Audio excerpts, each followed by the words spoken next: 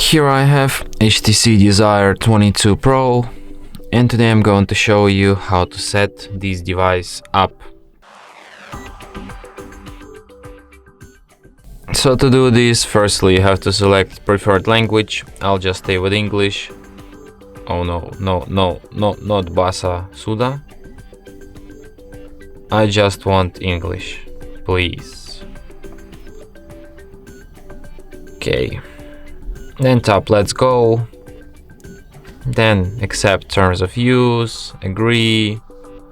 Then you can connect to the Wi-Fi, but if you don't have any open Wi-Fi network, you can just set up your device offline.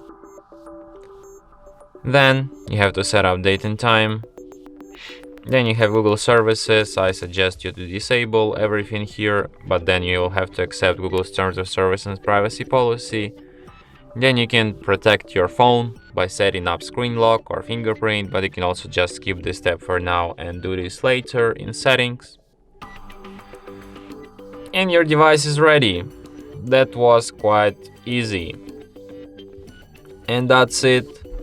Thanks for watching.